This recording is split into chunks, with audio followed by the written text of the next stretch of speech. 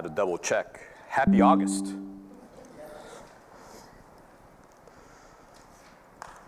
What, almost 2/3 of the way done with the year?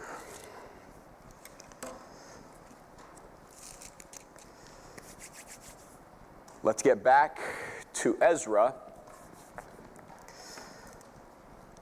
Today we have chapter 7 from verse 11. And we will cover all the way to the end of chapter 7, which is verse 28.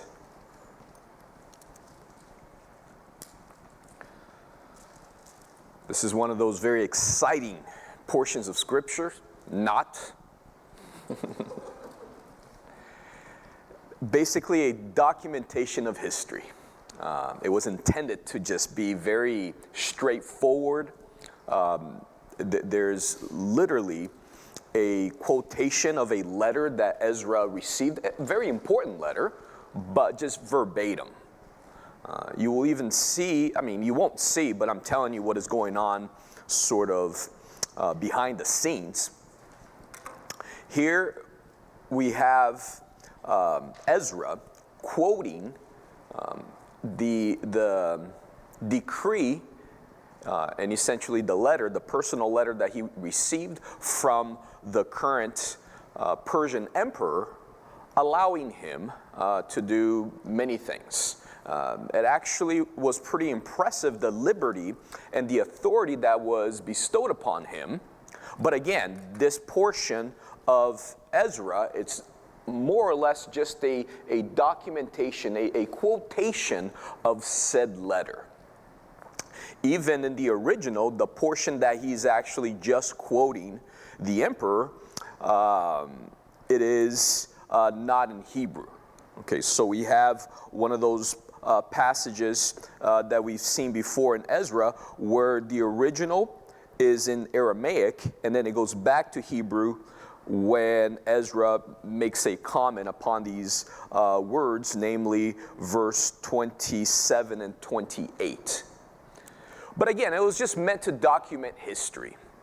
So we will go through the text, we will explain the text as we usually do, but hopefully by the end, we will derive a lesson from this that is a little bit more devotional, a little bit more inspiring, not as inspiring as Charlie's leading of worship, but I will try my best to come, a little close to the excitement level that he portrayed here. So let's go ahead and get through it by first reading it, and you can follow along, starting from verse 11 of chapter 7. And it states here, this is a copy of the letter that King Artaxerxes gave Ezra the priest, the scribe, expert in the words of the commandments of the Lord and of his statutes to Israel. Artaxerxes, king of kings, to Ezra the priest, a scribe of the law of the God of heaven, perfect peace, and so forth. I issue a decree that all those of the people of Israel and the priests and the Levites in my realm who volunteer to go up to Jerusalem may go with you.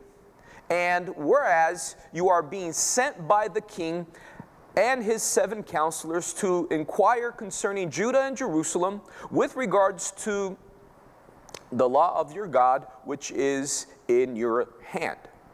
And whereas you are to carry the silver and gold which the king and his counselors have freely offered to the God of Israel, whose dwelling is in Jerusalem. And whereas all the silver and the gold, and you may find in all the province of Babylon, along with the freewill offering of the people and the priests, are to be freely offered for the house of their God in Jerusalem. Now, therefore, be careful to buy with this money bulls, rams, lambs, with their grain offerings and their drink offerings, and offer them on the altar of the house of your God in Jerusalem. Verse 18. And whatever seems good to you and your brethren to do with the rest of the silver and the gold, do it according to the will of your God. Also the articles that are given to you for the service of the house of your God, deliver in full before the God of Jerusalem. And whatever more may be needed for the house of your God, which you may have occasion to provide, pay for it from the king's treasury. And I, even I, Artaxerxes, the king, issue a decree to all the treasurers who are in the region beyond the river, that whatever Ezra the chief, the priest, the scribe of the law of God of heaven may require of you, let it be done diligently, up to 100 talents of silver, 100 cores of wheat, 100 baths of wine, 100 baths of oil, and salt without prescribed limit. Whatever is commanded by the God of heaven, let it diligently be done for the house of the God of heaven. For why should there be wrath against the realm of the king and his sons? Also, we inform you that it shall not be lawful to impose tax, tribute, or custom on any of the priests, the Levites, the singers, the gatekeepers, the Nethinim, or servants of this house of God. And you, Ezra, according to your God-given wisdom, set magistrates and judges who may judge all the people who are in the region beyond the river, all such as know the law of your God, and teach those who do not know them. Whoever will not observe the law of your God and the law of the king, let judgment be executed speedily on him, whether it be death or banishment or confiscation of goods or imprisonment. Blessed be the Lord God of our fathers, who has put such a thing as this in the king's heart, to beautify the house of the Lord which is in Jerusalem, and to extend mercy to me before the king and his counselors, and before all the king's mighty princes. So I was encouraged as the hand of the Lord my God was upon me, and I gathered leading men of Israel to go up with me. So again, here you have mostly this document intended to empower Ezra to do many things. Partially, he had legal right over this region, and it was a region beyond the confinements of where the temple was. He had resources to continue in the process of not only rebuilding their society, but now their religious system. As mentioned before, the temple was already rebuilt.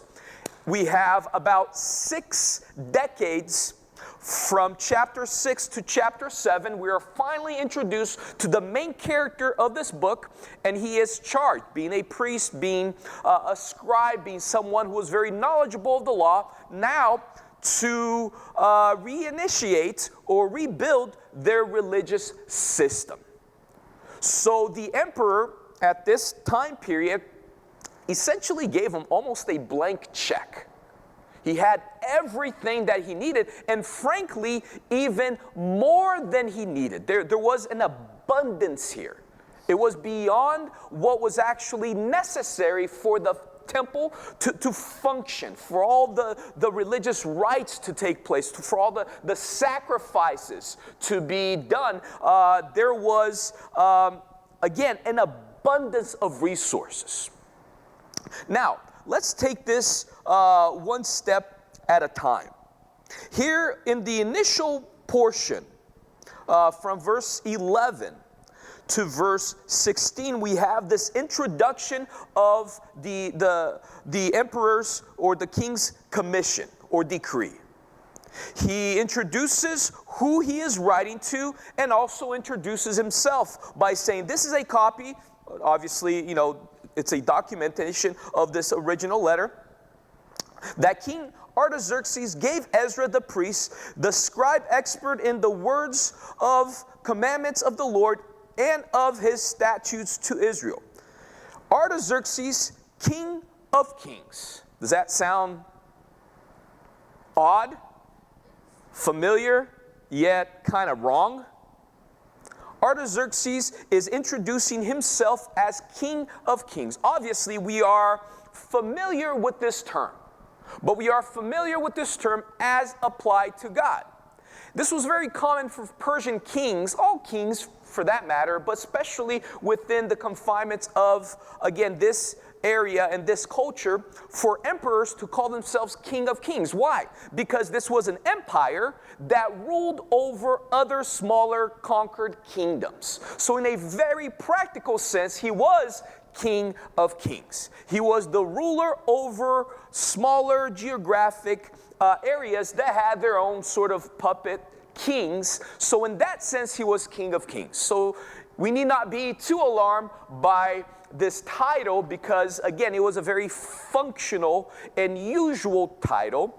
Artaxerxes, even though he probably thought of himself as the most powerful being in the world at this particular time, he wasn't necessarily trying to take this title away from God per se. He was just claiming who he was and what he was within this time of history. And what we see as we progress is all of the things that he was giving Ezra to get the job done. He introduces this idea that Ezra was empowered by him to strengthen this area of the world, to strengthen this community of Jews, to make sure that the temple of this God, their God, was pleased with the workings, with the inner workings and the devotion and, again, the organization of this particular religious system, even though, frankly, very likely, Artaxerxes didn't believe in God per se. This was also common practice in general by other emperors, but specifically here, since we're talking about the Persians, where they were very lenient towards other people's beliefs. Think of this as Artaxerxes trying to hedge his bets and making sure that everyone was happy, everyone was pleased, and potentially, even if these gods, these deities, if they were real, he was trying to make sure that they were pleased with him as well. So again, very common, very usual for Persian kings to do this.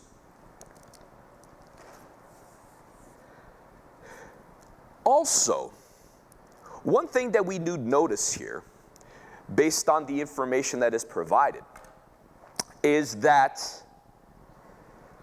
God was the one that was orchestrating. God was the one that essentially was moving the king's heart to do what we see being done here. Which gives us this principle. It provides us this insight pertaining to how God provides. We know that God has his will. And we know that God's will is sovereign. It's based on his right as the most sovereign being.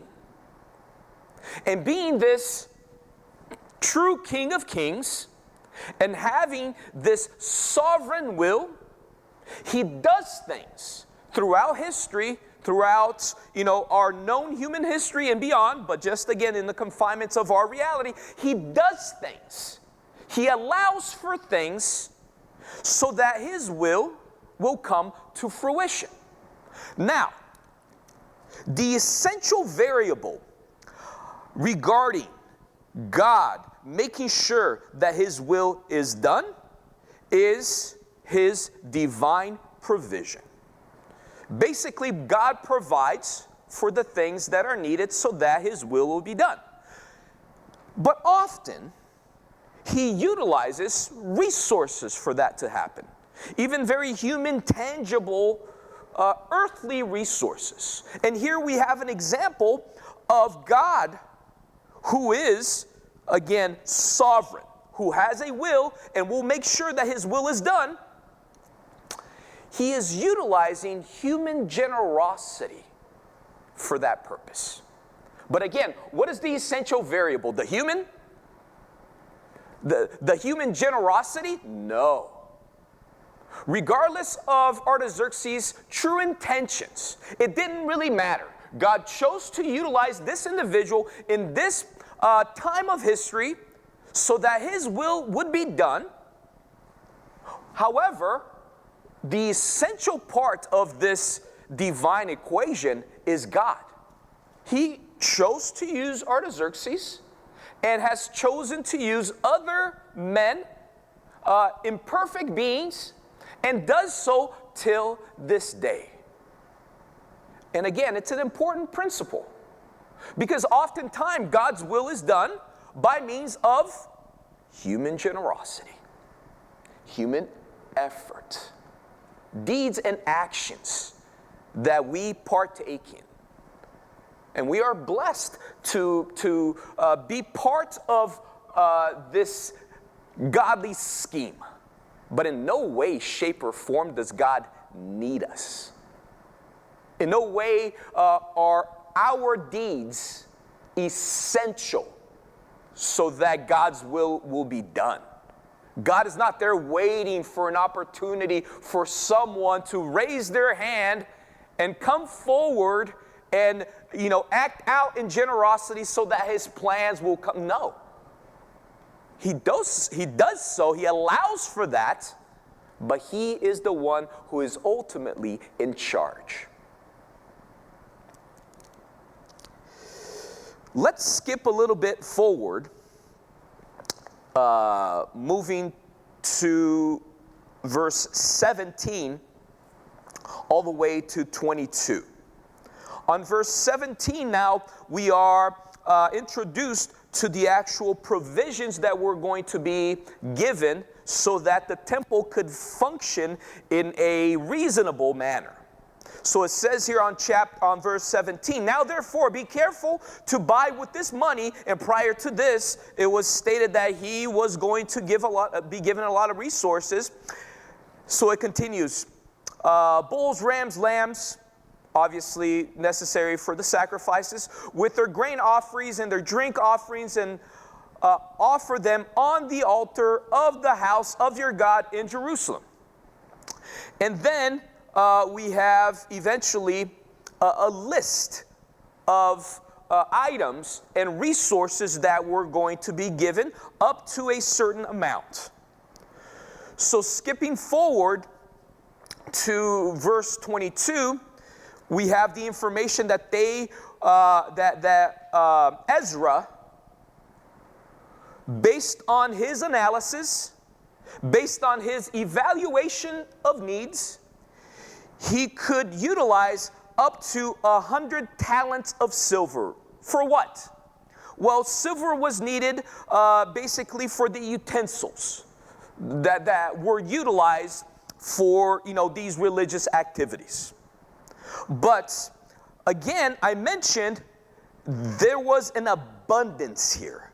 It was an unusually large amount that the king made available to Ezra. 100 talents of silver, it's more or less 3 to 4 tons of silver. And then they were also provided 100 baths of wine and 100 baths of oil. That is 600 gallons each. They were provided wheat, 100 cores, which equals around 16 to 18 metric tons.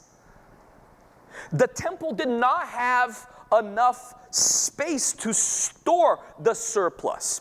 And here, trying to be faithful to what is actually being said, it's not like the king was telling Ezra, take it all at once. He was actually giving a cap.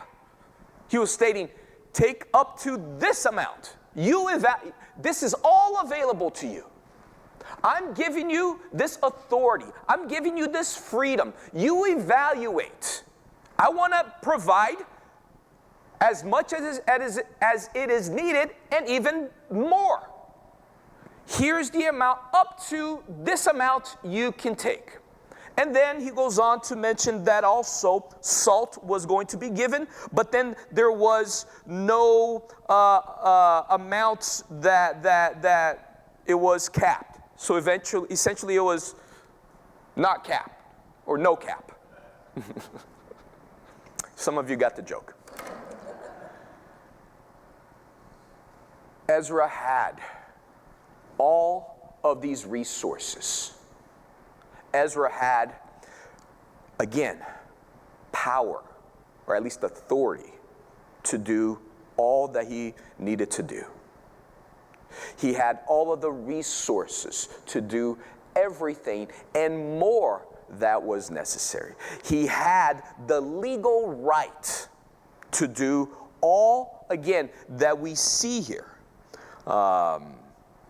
And then the king also adds that Ezra was going to serve as this supreme judge that would elect other lesser judges, if you will, to make sure that people were following the decrees of his God, those who knew the law, and even teaching those who did not know the law. And he was giving him this authority to do this, all of this, within a larger region than just the confinements of that smaller community that the Jews were rebuilding their society. He says beyond the river. So it was a larger area that he had influence and authority upon, and even to the point where he could instill capital punishment for those who did not obey and did not fall in line. So again, essentially a blank check. Ezra was given, all of this religious, financial, judicial authority to do whatever he pleased, whatever he wanted. But now, as we look closer, we get to the true motivations. Because the question should be, why is Artaxerxes being so favorable to Ezra? Why is he going out of his way and abundantly providing for these conquered people? And again, the Persian Empire is vast. It has many, other, peoples and kingdoms under its umbrella. Why are they being so favorable to the Jews? Verse 23 starts giving us clues as to why. And here, again, Ezra is quoting Artaxerxes, and he says on 23, "Whatever is commanded by the God of heaven, let it diligently be done for the house of the God of heaven. For why should there be wrath against the realm of the king and his sons?" As I stated, Artaxerxes was sort of hedging his bets. He was making sure that he was doing something not only favorable to the Jews, but most importantly, favorable to himself, favorable to his reign, to his lineage, to his family. He essentially did not want the God of the Jews to be upset at him, much like he didn't want the God of any other conquered people to be upset at him as well. But there was something important and something special about the Jews. Because again, even if this was a common policy in general, it seemed like the Jews were placed in a favorable category even above the other people that might have enjoyed this level of generosity from the Persian king. And this is where we get a little bit of geopolitics involved in history. I have a little map just to show you what is happening here. So here, at this time, in general, is the Persian Empire. It's the darker shaded color there, orange, if you will. And circled, we have Judah, or Jerusalem, where, this was all taking place, where the temple was built, essentially the area of the southern kingdom. But then, right next to it, we have Egypt. Now, Egypt at this time was part of the Persian Empire.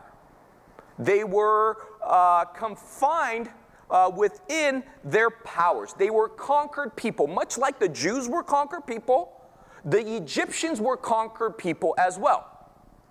But the Egyptians were a little rowdy.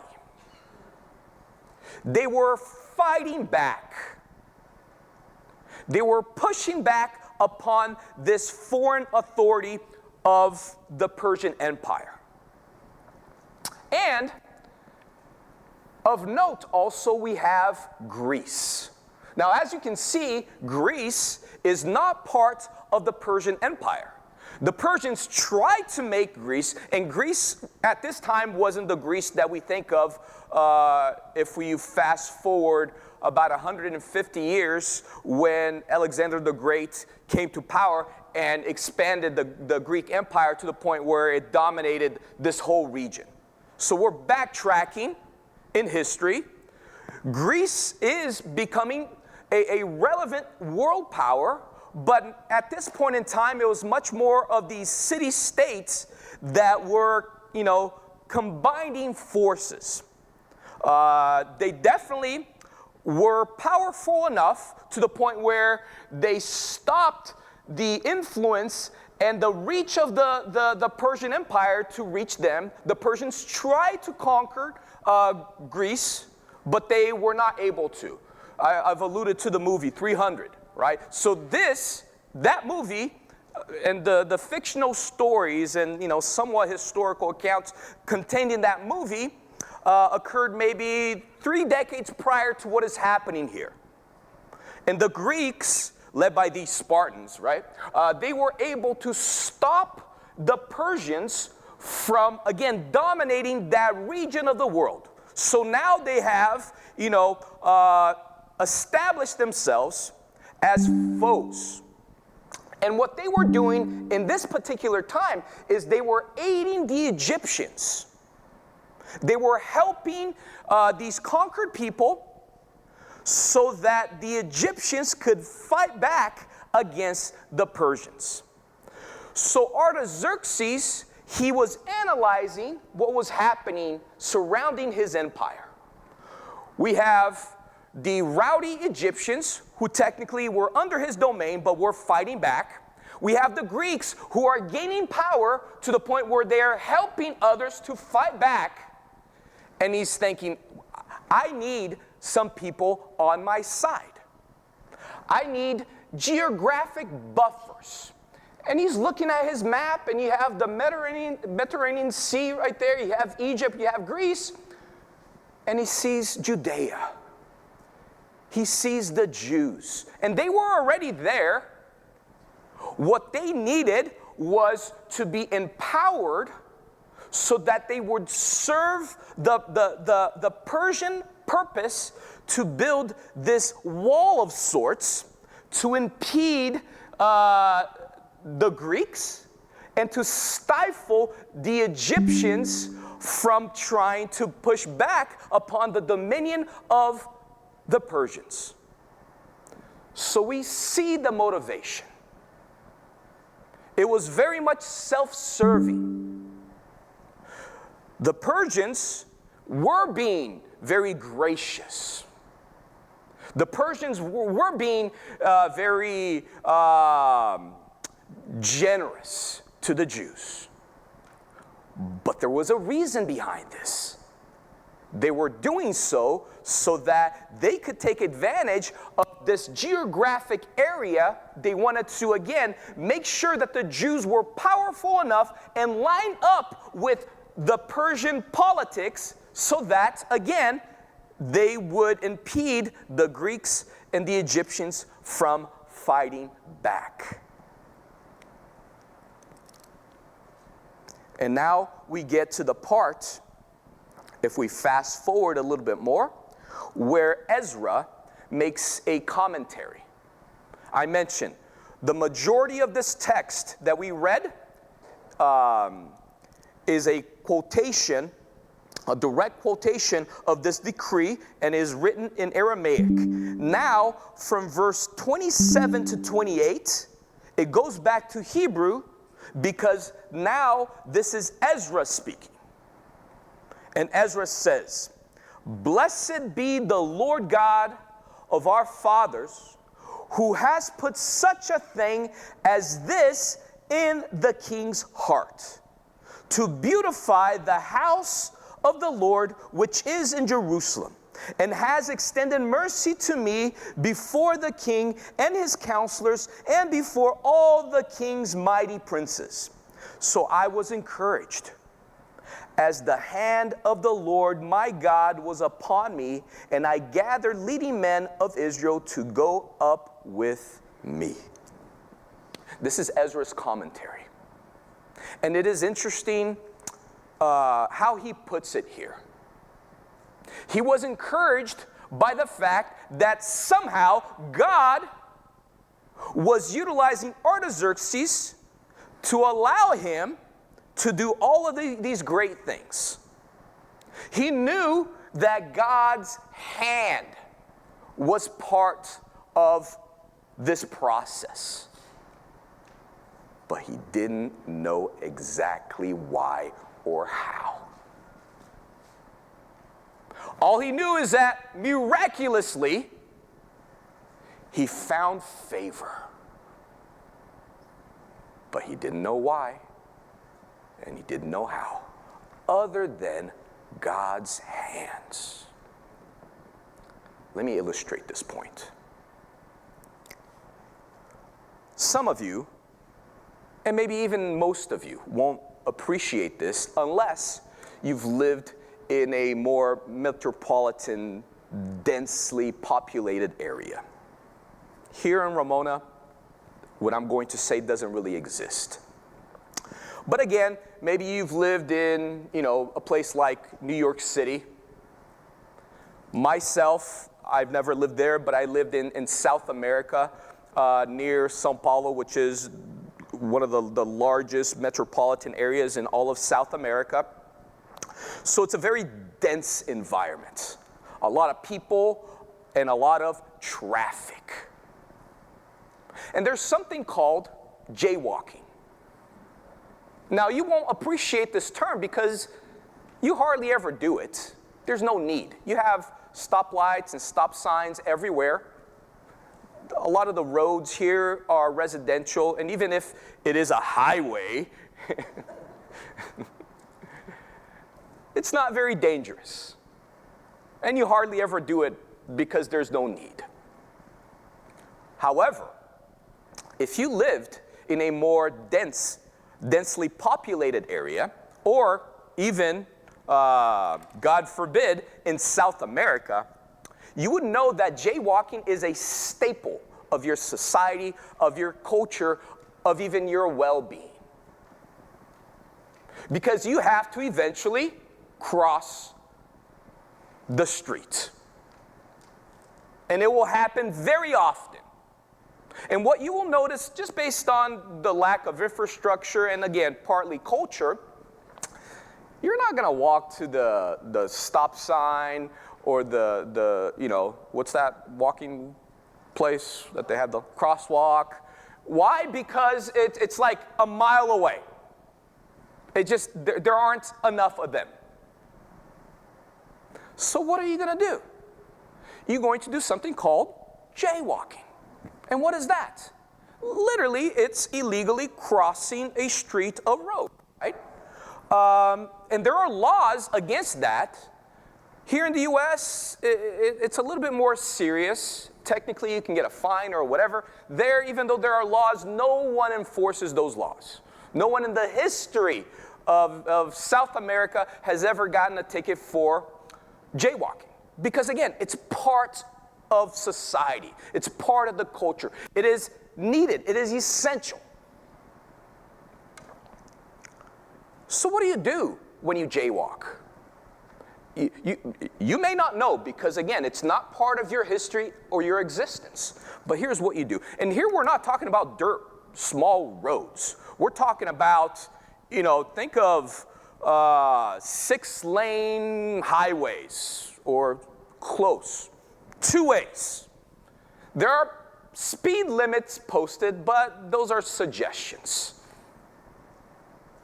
Dense traffic, back and forth. People honking their horns, doing ungodly things inside and outside of their cars. But you have to go from point A to point B. So you're assessing all of these variables. You're assessing the speed. You're seeing if there are, if it's in a curve or if there's a tree blocking your view. You're going to position yourself to where you can actually see clearly. It has to be timed just right. All of those variables you're assessing. The speed by which you have to cross the road. Sometimes you have to go to the middle point and then wait there and then continue because you can't just go all the way through or else it's going to be, remember Frogger? Some of you know, Atari. All of those things need to be assessed. And you get good at that eventually. Guess who's not good at that? Little kids. Old people and little kids. But at one point you were, you're not as agile as before. Little kids aren't good at that. Little kids don't know about speed limits. Little kids don't know about traffic laws or lack thereof. Little kids don't know how fast or how slow. What are they worried about? Their ice cream. The ice cream in their hand. Question. How do little kids cross the road in South America? Do they never cross the road? They do. How do they do it? This is the only thing that they do. That's it. Why? Because the mom's hand is right there. Because the father's hand is right there. And with one hand, they are eating their ice cream.